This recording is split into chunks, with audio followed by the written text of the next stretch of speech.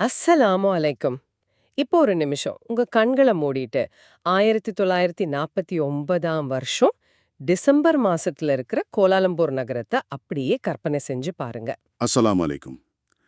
அதாவது ஒரு சாதாரண ரொம்ப பரபரப்பான நாளா அது இருந்திருக்கும். ஆமா. நீங்க அந்த நகரத்தோட ஒரு வீதியில நின்னுட்டு இருக்கீங்க. சுற்றிலும் வியாபாரிகள் அவங்க கடைகள தொறந்து வச்சு வியாபாரம் பார்த்துட்டு இருக்காங்க. அந்த மசாலா பொருட்களோட வாசனையும், சந்தையில மக்கள் பேரம் பேசுற சத்தமும் காத்துல அப்படியே கலந்திருக்கும் இல்லையா? கண்டிப்பா. எல்லாமே வழக்கம் போல ரொம்ப இயல்பா நடந்துட்டு இருக்கு. ஆனா தூரத்துல இடி முழக்கம் மாதிரி ஒரு மாபெரும் போர் தங்கள நோக்கி வந்துட்டு இருக்கிறது அந்த மக்களுக்கு சுத்தமா தெரியல. இல்லன்னா தெரிஞ்சும் அவங்க அதை நம்ப மறுக்கிறாங்கன்னு கூட சொல்லலாம். கரெக்ட். ஏன்னா சில நாட்கள்லயே நீங்க கற்பனை செஞ்ச அந்த நகரத்தோட தலையெழுத்தே முற்றிலுமா மாறப்போகுது. அந்த மாற்றம் ஒரு சாதாரணமான விஷயம் கிடையாது. இப்போ நாம தொடர்ந்து அலசிட்டு வர்ற இந்த வரலாற்று தேடலோட முக்கிய நோக்கமே இதுதான். மலையா மீதான ஜப்பானிய ஆக்கிரமிப்பு அப்படிங்கிற அந்த இருண்ட காலகட்டத்துல கோலாலம்பூர்ல இருந்த தமிழ் முஸ்லிம் சமூகம், அதாவது நம்ம சூலியா சமூகம், எப்படி அந்த பேரழிவை எதிர்கொண்டாங்க அப்படிங்கிறத புரிஞ்சுக்கிறது தான். அவங்க சந்திச்ச அந்த மிகப்பெரிய பொருளாதார வீழ்ச்சி, சுத்தி இருக்கிற உலகமே சிதைஞ்சு போனப்போ அவங்க எப்படி உயிர் பிழைச்சாங்க, இதையெல்லாம் பத்தி நாம இன்னைக்கு பேச போறோம். அது மட்டும் இல்லாம, போருக்கு பிறகு தங்களோட அரசியல் உரிமைகளுக்காக அவங்க எப்படி துணிச்சலா குரல் கொடுத்தாங்க அப்படிங்கிறதையும் நாம ரொம்ப நுணுக்கமா பார்க்க போறோம். பாத்தீங்கன்னா, இது வெறுமனே ஒரு சமூகம் உயிர் பிழைச்ச கதை மட்டும் இல்ல. ஆமா, இது ஒரு மாபெரும் அரசியல் விழிப்புணர்வோட கதை.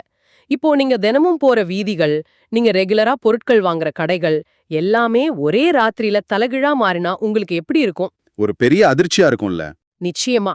உங்களுக்கு தெரிஞ்ச நீங்க பாதுகாப்பா நெனைச்ச வாழ்க்கை உங்க கண் முன்னாடியே சுக்குநூறா உடையும் போது என்ன தோணும்? அந்த ஒரு வரலாற்று பயணத்துக்குள்ளே இப்போ நாம போகலாம். 1941 டிசம்பர் 8ஆம் தேதி மலாயா மேல ஜப்பான் தன்னுடைய இரட்டை தாக்குதல தொடங்குறாங்க. ஆமா, ஒரு பக்கம் வடகிழக்குல இருக்கிற கோட்டாபாரு, மறுபக்கம் தென்கிழக்கு தாய்லாந்தோட சிங்கோரா மற்றும் பட்டாணி வழியா ஜப்பானிய படைகள் உள்ள நுழையறாங்க. தாய்லாந்து வழியா வந்த படைகள் மலாயாவோட மேற்கு கடற்கரை வழியாவும், கோட்டாப்பாருல இறங்கின படைகள் கிழக்கு கடற்கரை வழியாவும் தெற்கு நோக்கி ரொம்ப வேகமா முன்னேற ஆரம்பிச்சாங்க. அதாவது நேரடியா கோலாலம்பூரை நோக்கி வராங்க. எனக்கு இங்க ஒரு விஷயம் சுத்தமா புரியல. ஒரு மாபெரும் படையெடுப்பு நடந்துட்டு இருக்கு, ராணுவங்கள் முன்னேறி வந்துட்டு இருக்காங்கன்னு செய்தி தெரிஞ்சும் ஆரம்பத்துல கோலாலம்பூர் மக்கள் இது ஒரு தற்காலிகமான தொந்தரவுன்னு மட்டும்தான் நினைச்சாங்களாம். ஆமா, அவங்க வழக்கம் போல தங்களோட வேலைகளை செஞ்சுட்டு இருந்திருக்காங்க. அது எப்படி ஒரு மனுஷ மனம் தங்கள நோக்கி வர்ற இவ்ளோ பெரிய ஆபத்தை நம்ப மறுக்குது? இது ஒரு வகை உளவியல் குருட்டுத் தன்மையா? அத உளவியல் தற்காப்பு அரண் அப்படின்னு சொல்லலாம்.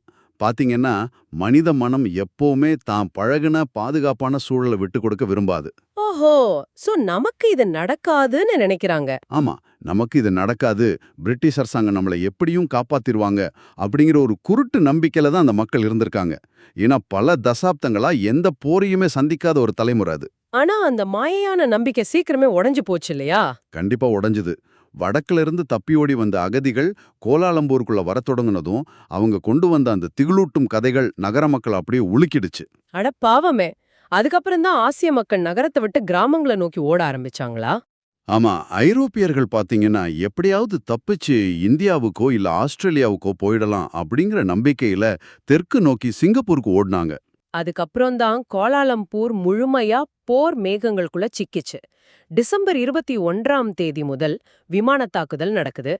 அப்புறம் ஜான்வரி 7ஆம் தேதி வடக்கே 105 கிலோமீட்டர் தொலைவுல இருக்கிற ஸ்லிம் ரிவர் அப்படிங்கிற இடம் விழுந்ததும் கோலாலம்பூரை காப்பாத்தலாம் அப்படிங்கிற கடைசி நம்பிக்கையும் தகர்ந்து போச்சு. இங்கதான் பிரிட்டிஷ் ராணுவம் செஞ்ச ஒரு மிகப்பெரிய வியூகத்தை இல்ல துரோகத்தை பத்தி நம்ம பேசியே ஆகணும்.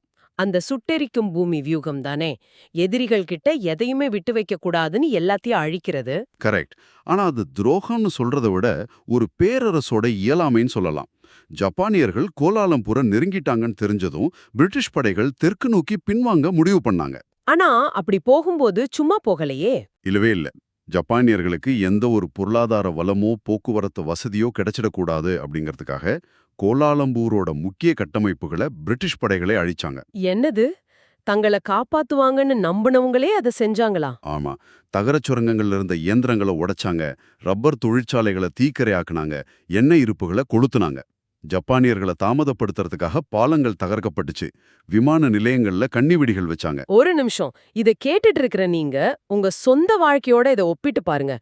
உங்கள பாதுகாக்க வேண்டியவங்களே ஒரு எதிரிய தாமதப்படுத்துறதுக்காக உங்க வீட்டையும் உங்க கடையையும் உங்க கண் முன்னாடியே கொளுத்திட்டு ஓடினா உங்களுக்கு எப்படி இருக்கும்? ரொம்ப கொடூரமான உணர்வா இருக்கும். இது அந்த மக்களை முற்றிலும் நாதியற்றவங்களா உணர வச்சிருக்காதா? இனி நம்புறதுக்கு யாருமே இல்ல அப்படிங்கிற அந்த மனநிலை எவ்ளோ பயங்கரமானது. நீங்க சொல்ற அதே மனநிலை தான் அங்க இருந்துச்சு. பாத்தீங்கன்னா, இது வெறுமனே கட்டிடங்களோட அழிவு மட்டும் இல்ல. இது ஒரு மாபெரும் சாம்ராஜ்யத்தின் மேல இருந்த நம்பிக்கையோட மரணம். பிரிட்டிஷ் அரசாங்கம் நம்மள பாதுகாப்பாங்கன்னு அது வரைக்கும் இருந்த நம்பிக்கை மொத்தமா எரிஞ்சு சாம்பல் ஆயிடுச்சு. ஆமா, இந்த நாதியற்ற உணர்வு தான் அடுத்த கட்டத்துல அந்த மக்களோட சுயசார்புக்கும் தாங்களே தங்களை காப்பாத்திக்கணும் அப்படிங்கிற போராட்ட குணத்துக்கும் மிகப்பெரிய அடித்தளமா அமைஞ்சுது. அப்போ ஜனவரி 11ஆம் தேதி ஞாயிற்றுக்கிழமை மதியம் ஜப்பானியர் படைகள் கோலாலம்பூருக்குள்ள நுழையும் போது நகரம் எப்படி இருந்துச்சு? அந்த நகரமே எரியற கட்டிடங்களோடும் சூறையாடப்பட்ட கடைகளோடும் முற்றிலுமா சிதைஞ்சு போயிருந்துச்சு. சரி, ஜப்பானியர்கள் வந்துட்டாங்க, ராணுவ ஆக்கிரமிப்பு நடந்துருச்சு. ஆனா இது எப்படி உடனே ஒரு மிகப்பெரிய பொருளாதார வீழ்ச்சியா மாறுச்சு? மலையா அப்படிங்கிறது ரொம்ப செல்வ செழிப்புமிக்க ஒரு பகுதியாச்சே. அது எப்படி ஒரே மாசத்துல உணவுக்கே வழி இல்லாத வறுமைக்குள்ள தள்ளப்பட்டுச்சுன்னு கேக்குறீங்களா? ஆமா, அது எப்படி சாத்தியம்? இப்ப ஜப்பானோட ஆரம்ப நோக்கம் ஒரு ராணுவ ரீதியான வெற்றியா இருந்ததே தவிர மலையாவோட பொருளாதாரத்தை நிர்வகிக்கிறது கிடையாது. மலையாவோட ஒட்டுமொத்த பொருளாதாரமும் ரப்பர் அப்புறம் தகர ஏற்றுமதியையும் உணவுப் பொருட்கள் இறக்குமதியையும் நம்பித்தான் இருந்துச்சு. ஓஹோ, அப்போ ஜப்பானிய படைகள் வந்த உடனே சர்வதேச வர்த்தகம் மொத்தமா துண்டிக்கப்பட்டிருக்குமா? கரெக்ட். கப்பல் போக்குவரத்து நின்னு போச்சு. இதனால தோட்டங்களும் சுரங்கங்களும் மூடப்பட்டுச்சு. ஆயிரக்கணக்கான மக்கள் தங்களோட வேலைகளை இழந்தாங்க. இன்னொரு பக்கம் வெளியில இருந்து அரிசியோ மருந்துகளோ வரல. பொருட்கள் இல்லனா கண்டிப்பா விலைவாசி ஏறும் அப்படிங்கிறது புரியுது. ஆனா இந்த வாழைப்பழ பணம் அப்படின்னு ஒரு விஷயம் வந்துச்சே, அதென்ன? பணவீக்கம் எப்படி அத்தனை மோசமா போச்சே? பொருட்கள் கம்மியா இருக்கும்போதே மக்களோட வாங்கும் திறனை சமாளிக்க ஜப்பானியர்கள் ஒரு முட்டாள்தனமான முடிவு எடுத்தாங்க. அவங்க தங்க இருப்பையோ பொருளாதார வளர்ச்சியையோ அடிப்படையா வைக்காம இயந்திரங்கள்ல தாறுமாறா பணத்தை வச்சுட்டாங்க. அதான் அந்த வாழைப்பழ பணமா? ஆமா, அந்த $10 நோட்ல ஒரு வாழை மரத்தோட படம் இருந்ததால அது மக்களால கேலியா வாழைப்பழ பணம் அப்படின்னு அழைக்கப்பட்டுச்சு. சந்தையில பொருட்களே இல்லாதப்போ கையில மூட்டை மூட்டையா பணத்தை வச்சுட்டு என்ன பண்றது? அப்போ பணத்தோட மதிப்பு அதல பாதாளத்துக்கு போயிடுச்சு. ஆமா, சரியா சொன்னீங்க. இது நான் கொஞ்சம் கற்பனை செஞ்சு பாக்குறேன். இப்போ போருக்கு முன்னாடி நான் ஒரு முட்டைய 4 காசுகளுக்கு வாங்கியிருக்கேன்னு வச்சுப்போம். இப்போ அதே முட்டைய வாங்க நான் எவ்வளவு கொடுக்கணும்? நீங்க நம்புவீங்களோ மாட்டீங்களோ, ஜப்பானிய ஆக்கிரமிப்போட முடிவுல அதே ஒரு முட்டையோட விலை $90. அட கடவுளே, $90? ஆமா, காய்கறிகளோட விலையெல்லாம் ஆயிரக்கணக்கான டாலர்களை தொட்டுச்சு. ஒரு சாதாரண குடும்பம் ஒருவேளை சாப்பாடு சாப்பிடுறது அப்படிங்கிறது மிகப்பெரிய ஆடம்பரமா மாறிப்போச்சு. இது கொடுமையிலும் கொடுமை. சரி, இந்த நெருக்கடியை சமாளிக்க ஜப்பானியர்கள் 1942ஓட கடைசியில விநியோகத்தை ஒழுங்குபடுத்த ஒரு அமைப்பை கொண்டு வந்தாங்களே, அது என்ன அமைப்பு? அதுதான் குமியை அப்படின்னு அழைக்கப்பட்ட அமைப்பு. துணி, மீன், அரிசி, காய்கறிகள்னு அத்தியாவசிய பொருட்களோட விநியோகத்தை கட்டுப்படுத்தவும் விலையை முறைப்படுத்தவும் உருவாக்கப்பட்ட ஒரு குழு இது. அது நிலைமையை சரி பண்ணுச்சா? அதுதான் இல்ல. அது நிலைமையை சீராக்குறதுக்கு பதிலா இன்னும் ரொம்ப மோசமாக்கிடுச்சு. இப்போ இத நான் இப்படி புரிஞ்சுக்கிறேனே, ஒரு நெடுஞ்சாலையில டிராஃபிக்க குறைக்க ஒரு சுங்கச்சாவடியா, அதாவது டோல்கேட் அமைக்கிறாங்க. ஆனா அத நடத்துறவங்க அந்த வழியா வர்ற கார்களை எல்லாம் தாங்களே அடிமாட்டு விலைக்கு வாங்கி அதை திரும்ப மக்களுக்கே இரட்டிப்பு விலைக்கு வித்தா எப்படி இருக்கும்? அது ஒரு அதிகாரப்பூர்வமான கொள்ளை இல்லையா? அதேதான். இந்த குமியை அமைப்பும் அப்படிதான் செயல்பட்டதா? மிகச்சரியான உதாரணம் இது. குமியை அமைப்பு சந்தையோட செயல்திறனை அதிகப்படுத்துறதுக்கு பதிலா பொருட்கள் மேல ஒரு முற்றுரிமையை உருவாக்குனாங்க. அதாவது ஒட்டுமொத்த விநியோக சங்கிலியும் ஒரு சிலரே தங்களோட கைகள்ல வச்சுக்கிற நிலைமை வந்துச்சு. அப்போ ஜப்பானிய அதிகாரிகளுக்கு நெருக்கமானவங்க மட்டும்தான் இந்த அமைப்புல இருக்க முடிஞ்சதா? ஆமா, இதனால எங்கு பார்த்தாலும் கள்ளச்சந்தை பெருகிடுச்சு. விலை கட்டுப்பாடுகளை ஜப்பானிய நிர்வாகம் நியூஸ் பேப்பர்ல போட்டாலும் எந்த கடைக்காரரும் அதை ஃபாலோ பண்ணல. கள்ளச்சந்தையில அதிக பணம் கொடுத்தா மட்டும்தான் மக்களுக்கு பொருட்கள் கிடைச்சது. இந்த ரொம்ப மோசமான ஊழல் நிறைந்த சூழ்நிலையில தான் ஒரு தனி மனிதரோட செயல்பாடு என்ன ரொம்பவே கவர்ந்துச்சு. நைனா முகமதன் சன்ஸ் கடையில மேலாளரா இருந்த ஹாஜி ஃபக்கீர் முகமது. ஆமா, அவர் ஒரு மிக முக்கியமான நபர். அந்த கடையோட உரிமையாளர்கள் போருக்கு முன்னாடியே இந்தியாவுக்கு போயிட்டாங்க. திரும்ப வர முடியல. அப்போ கடைய நிர்வகிக்கிற முழு பொறுப்பும் இந்த நேர்மையான மனுஷனோட தலையில விழுது. சுற்றிலும் கடைகள் சூறையாடப்படுது, ஜப்பானியர்கள் மிரட்டுறாங்க. அவர் என்ன செஞ்சாரு? அவர் ஒரு மிகச்சிறந்த தார்மீக போராட்டத்தை முன்னெடுத்தார். எப்படியாவது முதலாளிகளோட கடைய பாதுகாத்து வருமானத்தை ஈட்டணும் அப்படிங்கிறது தான் அவரோட நோக்கம். ஆனா அது அத்தனை சுலபமா இல்ல. அந்த நிறுவனம் பிரிட்டிஷ் பொருட்களை, குறிப்பா அத்தியாவசிய மருந்துகளை இறக்குமதி செய்யறதுல ரொம்ப ஃபேமஸ் இல்லையா? ஆமா, ஆனா இப்போ பிரிட்டிஷ் கப்பல்கள் வராது. இருந்த மருந்துகளையும் ஜப்பானிய ராணுவம் தங்களுக்காகவே எடுத்துக்கிட்டாங்க. ஜப்பானியர்கள் கடைய வலுக்கட்டாயமா திறந்து வைக்க சொன்னாங்க. அவர் கடைய மூடிட்டு ரொம்ப பாதுகாப்பா இருந்திருக்கலாம். ஆனா திறந்தும் வச்சிருந்தார். இவ்ளோக்கும் நடுவுல அவர் ஒரு காரியம் செஞ்சார் பாருங்க. அங்கதான் அவரோட உண்மையான துணிச்சல் வெளிப்படுது. அவர் ரகசியமா சில மருந்துகளை பொதுக்கி வச்சாரே, அத சொல்றீங்களா? ஆமா, ரொம்ப அவசர தேவை இருக்கிற சாமானிய மக்களுக்காக ரகசியமா சில மருந்துகளை அவர் பதுக்கி வச்சிருக்கார். இத நாம எப்படி பாக்குறது? ஜப்பானிய சட்டத்தின்படி இது ஒரு மிகப்பெரிய குற்றம் இல்லையா? அவங்க இத கண்டுபிடிச்சிருந்தா அவரை புடிச்சு சுட்டு கொன்றிருப்பாங்களே. கண்டிப்பா. சட்டத்தோட கண்களுக்கு அது பதுக்கல், அது மரண தண்டனைக்குரிய குற்றமா கூட இருந்திருக்கலாம். ஆனா ஒரு நிமிஷம் அவரோட இடத்துல இருந்து யோசிச்சு பாருங்க. மலேரியா மாதிரி நோய்களால மக்கள் கொத்து கொத்தா செத்துட்டு இருக்காங்க. அந்த நேரத்துல தன்கிட்ட இருக்கிற மருந்து ஒரு உயிரை காப்பாத்தும்னு அவருக்கு நல்லா தெரியும். அதுதான், அதிகாரத்தோட கொடூரமான விதிகளை விட மனித நேயமும் சமூக பொறுப்புமே அங்க மேலோங்கி நின்னுச்சு. தான் உயிரை பணயம் வச்சு அவர் தான் சமூகத்தை காப்பாத்துறதுக்கான ஒரு உயிர் காக்கும் நடவடிக்கையை செஞ்சார். இதுதான் உண்மையான வீரம். போர் முடிஞ்சதும் கடைய ரொம்ப பாதுகாப்பா தம் முதலாளிகள் கிட்ட அவர் ஒப்படைச்ச விதம் அவரோட நேர்மைக்கு ஒரு பெரிய சான்று. ரொம்ப நெகிழ்ச்சியான ஒரு பதிவு அது. சரி, ஹாஜி ஃபக்கீர் முகமது மாதிரி ஆட்கள் ரகசியமா செயல்பட்டாங்க, மக்களை காப்பாத்துனாங்க, இது புரியுது. ஆனா ஒரு கட்டத்துக்கு மேல இந்த மறைமுக போராட்டம் மட்டும் பத்தாது அப்படிங்கிற எண்ணம் மக்கள் கிட்ட வந்திருக்கணும் இல்லையா? நிச்சயமா வந்துச்சு. அதனாலதான் அவங்க ஆயுதம் ஏந்திர முடிவுக்கு, அதாவது இந்திய தேசிய ராணுவத்துல இணையற முடிவுக்கு வந்தாங்களா? ஆமா, பொருளாதாரம் முற்றிலுமா அழிஞ்சு பசியும் பட்டினியும் தலைவிரிச்சாடின நிலையில அந்த மக்கள் தங்களை வெறும் வணிகர்களா மட்டும் சுருக்கிக்க விரும்பல. அப்போ அந்த ஐஎன்ஏ, அதாவது இந்திய தேசிய ராணுவம் எப்படி உள்ள வருது? 1941ஆம் வருஷத்திலேயே தைப்பிங் அப்படிங்கிற இடத்துல இந்திய தேசிய ராணுவம் உருவாக்கப்பட்டிருந்தாலும் ஜூலை 1943ல சுபாஷ் சந்திர போஸ் அதோட தலைமை ஏற்ற பிறகுதான் ஒரு மாபெரும் எழுச்சியே உருவானது. ஓஹோ, சுபாஷ் சந்திர போஸ் வந்த பிறகுதான் வேகம் எடுத்ததா? ஆமா, மதம், சாதி, அந்தஸ்து அப்படிங்கிற எந்த வேறுபாடும் இல்லாம பல்லாயிரக்கணக்கான உள்ளூர் மலையா இந்தியர்கள், குறிப்பா இந்த சூலியா தமிழ் முஸ்லிம்கள் அதுல இணைஞ்சாங்க. அவங்களோட ஒட்டுமொத்த நோக்கமே இந்தியாவில் இருக்கிற பிரிட்டிஷ் ஆட்சியை வீழ்த்துவதுதான். ஒரு நிமிஷம் பொறுங்க, எனக்கு இதுல ஒரு பெரிய முரண்பாடு தெரியுது. ஜப்பானியர்கள் மலாயாவை கைப்பற்றுறாங்க. அவங்களோட பொருளாதார கொள்கைகளால இந்த தமிழ் முஸ்லிம்கள் தினசரி வாழ்க்கையில ரொம்ப கஷ்டப்படுறாங்க. ஆமா, அவங்க சொத்துக்கள் எல்லாம் பறிபோகுது. கரெக்ட். ஆனா மறுபுறம் பாத்தீங்கன்னா, அதே ஜப்பானியர்களோட ஆதரவோட இயங்குற ஒரு ராணுவத்துல இவங்க இணையறாங்க. தங்களை அழிச்சவங்க கூடவே எப்படி இவங்க கைகோர்க்க முடியும்? இது எப்படி புரிஞ்சுக்கிறது? மேலோட்டமா பார்க்கும்போது இது ஒரு முரண்பாடு மாதிரி தான் தெரியும். ஆனா அதுக்குள்ள மிக தெளிவான ஒரு அரசியல் கணக்கு இருந்துச்சு. அவங்க ஜப்பானியர்களால உள்ளூர்ல பாதிக்கப்பட்டாங்க அப்படிங்கிறது உண்மைதான். ஆனா அவங்களோட நீண்டகால அரசியல் இலக்கு என்னன்னா, தங்களோட தாய்நாடான இந்தியாவோட விடுதலை. ஓ, பிரிட்டிஷார வீழ்த்துவதற்கு இதை விட ஒரு சிறந்த வாய்ப்பு கிடைக்காதுன்னு அவங்க நம்புனாங்க. அதேதான், என் எதிரியான பிரிட்டிஷ்காரனோட எதிரி ஜப்பான், அதனால ஜப்பான் எனக்கு நண்பன் அப்படிங்கிற உலகளாவிய வியூகம்தான் இது.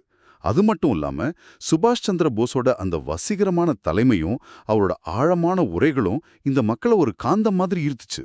அப்போ ஒரு மிகப்பெரிய உலகளாவிய போரை தங்களுக்கு சாதகமா பயன்படுத்திக்க நினைச்ச அவங்களோட அரசியல் விழிப்புணர்வை இது ரொம்ப தெளிவா காட்டுது. கண்டிப்பா, இந்திய தேசிய ராணுவத்துல இணைஞ்சது வெறுமனே உணர்ச்சி வசப்பட்ட முடிவு கிடையாது. அது தங்களோட அரசியல் விடுதலையை நோக்கிய ஒரு திட்டமிட்ட நகர்வு. இந்த அரசியல் முதிர்ச்சி தான் போருக்கு பிறகு ஒரு மாபெரும் குரலா வெடிக்குதுன்னு நான் நினைக்கிறேன். இப்போ போர் முடியுது. ஆகஸ்ட் 15ஆம் தேதி 1945ல ஜப்பான் சரணடைகிறாங்க. செப்டம்பர் 10ஆம் தேதி பிரிட்டிஷ் அப்புறம் இந்திய படைகள் கோலாலம்பூருக்குள்ள நுழையிறாங்க.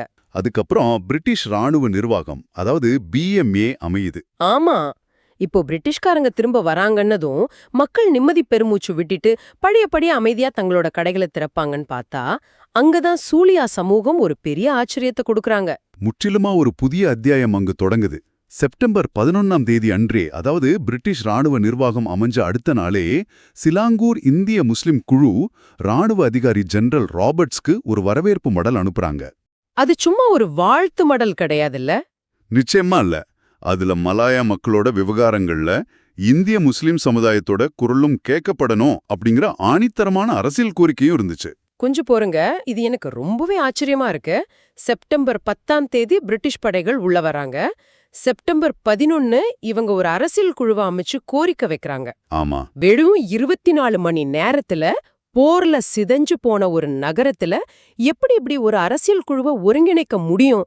நிச்சயமா இது அவங்க ஜப்பானியர்கள் இருந்தபோதே ரகசியமா திட்டமிட்டிருக்கணும் இல்லையா? மிக நுட்பமா இதை கவனிச்சிருக்கீங்க.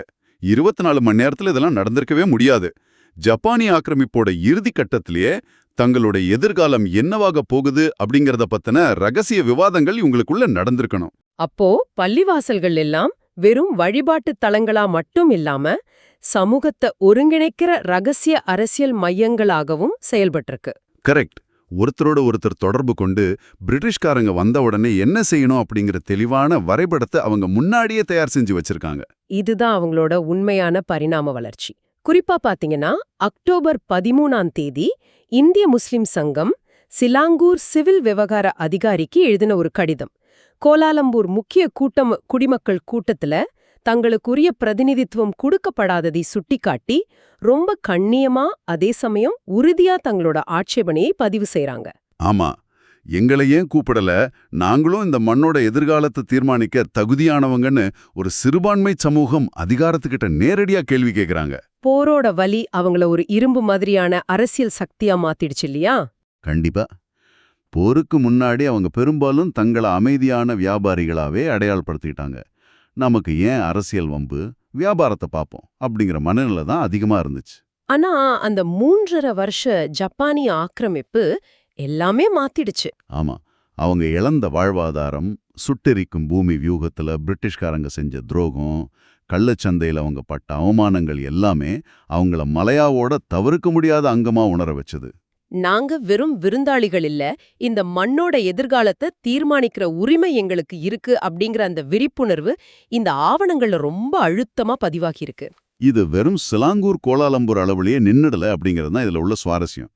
பின்னாங்கு, கிள்ளான் இப்படி பல பகுதிகளில் இருந்த முஸ்லிம் அமைப்புகளும் இதே போல தங்களோட குரலை ஆவணப்படுத்தினாங்க.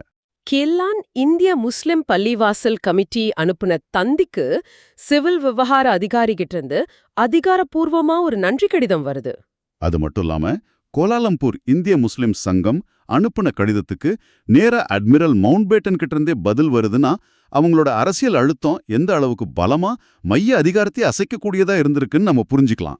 ஆமா, இந்த தொடர்ச்சியான கடித பரிமாற்றங்கள், கூட்டங்கள் எல்லாமே அவங்க தங்களை ஒரு தனி மனிதர்களாவோ தனித்தனி வணிக நிறுவனங்களாவோ பார்க்காம ஒரு ஒருங்கிணைந்த அரசியல் அமைப்பா உருமாத்திக்கிட்டதை காட்டுது. ஏப்ரல் 1ஆம் தேதி 1946ல பிரிட்டிஷ் ராணுவ நிர்வாகம் முடிவுக்கு வந்து மீண்டும் சிவில் நிர்வாகம் வந்த பிறகு இந்தியாவுக்கு போயிருந்த பல வணிகர்கள் திரும்பி வந்து தங்களோட தொழில்களை திரும்ப தொடங்கினாங்க. ஆனா அவங்க முன்னாடி இருந்த அதே பயந்த சுபாவமுள்ள வியாபாரிகள் கிடையாது. நிச்சயமா இல்ல. அரசியல் விழிப்புணர்வு பெற்ற ஒரு புதிய பலமான சமூகமா அவங்க மலையாவுல ரொம்ப ஆழமா காலூன்றுனாங்க. எப்பேற்பட்ட வரலாற்று பயணம் இது! பிரிட்டிஷ்காரங்களோட சுட்டெரிக்கும் பூமி வியூகத்துல ஆரம்பிச்ச அந்த அழிவு, நகரத்தோட வீழ்ச்சி, கையில எந்த மதிப்புமே இல்லாத வாழைப்பழ பணத்தோட பட்னி கடந்த நாட்கள், ஊழல் நிறைஞ்ச விநியோக அமைப்பான கும்யாயோட கோரப்பிடின்னு எல்லாத்தையும் தாண்டி வந்திருக்காங்க. ஆமா, ஹாஜி ஃபக்கீர் முகமது மாதிரியான ஒரு சிலரோட மனிதநேயத்தாலும் ஒட்டுமொத்த சமூகத்தோட ஒற்றுமையாலும் தான் சூலியாக்கள் பிழைச்சு வந்தாங்க. போர் முடிஞ்சு அமைதி திரும்பினப்போ அவங்க வெறும் வியாபாரிகளா சுருங்கிடாம தங்களோட அரசியல் உரிமையை கோரும் ஒரு பலமான சமூகமா உருவெடுத்திருந்தாங்க. வரலாறு எப்பவுமே நமக்கு ஏதோ ஒரு ஆழமான பாடத்தை கற்பிச்சுட்டே தான் இருக்கு. இந்த ஆவணங்களும் சரி, இந்த வரலாற்று நிகழ்வுகளும் சரி, நமக்கு சொல்றது என்ன? என்ன சொல்றது? எந்த ஒரு மிகப்பெரிய உலகளாவிய நெருக்கடியும் வரும்போது, உங்களை பாதுகாக்க வேண்டிய அரசாங்கத்தோட அமைப்புகள் எல்லாம் சீர்குலையும் போது, உங்களை சுற்றியுள்ள உலகமே இருண்டு போகும்போது, உங்களை காப்பாத்துறது பணமோ பதவியோ கிடையாது. அப்புறம் எது காப்பாட்டும்? உங்க சமூகத்தோட பிணைப்பும் சூழ்நிலைக்கு ஏத்த மாதிரி உங்களை மாத்திக்கிற திறனும் தான் உங்களை காப்பாத்தும். இந்திய தேசிய ராணுவத்துல அவங்க காட்டின அந்த முரண்பாடான ஆனா தெளிவான அரசியல் வீரமாகட்டும், அமைதி திரும்பினவுடனே 24 மணி நேரத்துல அவங்க காட்டின அரசியல் சாதுரியமாகட்டும், இரண்டுமே நெருக்கடி ஒரு மனுஷனை எவ்வளவு சீக்கிரமா முதிர்ச்சி அடைய செய்யும் அப்படிங்கறத காட்டுது. மிகச்சரியா சொன்னீங்க. இந்த வரலாறு உங்களுக்கு, அதாவது இதை கேட்டுட்டு இருக்கிற உங்களுக்கு சொல்றது என்ன, ஒரு மாபெரும் நெருக்கடி மனிதர்களை எப்படி புடம் போட்ட தங்கமா மாத்துது அப்படிங்கறத இது காட்டுது. நாம விவாதிச்ச இந்த பகுதி ஒரு மிகச் சுவாரஸ்யமான ஆழமான குறிப்போட முடியுது. கட்டமைப்புகள் கொஞ்சம் சிதிலம் அடைஞ்சிருந்தாலும் நகரம் ஏறக்குறைய பழைய அமைப்புல தான் இருந்துச்சு. ஆனா அங்க வாழ்ந்த மனிதர்கள் முற்றிலுமா மாறிட்டாங்க. அவங்களோட சிந்தனை மாறிடுச்சு, அவங்களோட அடையாளம் மாறிடுச்சு. உண்மைதான். இந்த இடத்துல நான் ஒரு கேள்வியை முன்வைக்க விரும்புறேன். உங்க சொந்த வாழ்க்கை சூழல்ல ஒரு மிகப்பெரிய நெருக்கடி வந்து செல்லும் போது, அந்த புயல் ஓஞ்ச பிறகு உங்களை சுற்றியுள்ள உலகம், உங்க வீடும் தெருவும் அப்படியே இருக்கலாம். ஆனா அந்த வலியான அனுபவங்களுக்கு பிறகு அதுக்குள்ள இருக்கிற நீங்க பழைய ஆளா இருக்க மாட்டீங்க. ஒரு புதிய மனிதரா உருமாறி இருப்பீங்க. ஆமா, அந்த புதிய வலிமையான உங்களை நீங்க எப்படி எதிர்கொள்வீங்க? அந்த புதிய அடையாளத்தை வச்சுக்கிட்டு உங்க எதிர்காலத்தை எப்படி தைரியமா வடிவமைப்பீங்க? கொஞ்சம் சிந்திச்சு பாருங்க. அது ஒரு மிக ஆழமான சிந்தனை. நெருக்கடிகள் வெறும் அழிவை மட்டும் தர்றதில்ல, அவை மனிதர்களுக்குள்ள இருக்கிற விழிப்புணர்வுக்கான புதிய தொடக்கங்களான விதைகளையும் தூவிட்டு போகுது அப்படிங்கிறதுக்கு மலாயா தமிழ் முஸ்லிம்களோட இந்த வரலாறு ஒரு மிகச்சிறந்த சான்று. ஆமாங்க, அந்த கேள்வியோடும் தங்களை அழிவிலிருந்து மீட்டெடுத்து ஒரு அரசியல் சக்தியா உருமாத்திக்கிட்ட இந்த வரலாற்று மனிதர்களோட துணிச்சலோடும் இன்னைக்கு இந்த பயணத்தை நம்ம நிறைவு செய்வோம். மீண்டும் ஒரு சுவாரஸ்யமான வரலாற்று தேடலோடு உங்களை சந்திக்கிறோம். அது வரைக்கும் சிந்திச்சுட்டு இருங்க. அஸ்ஸலாமு அலைக்கும். அஸ்ஸலாமு அலைக்கும்.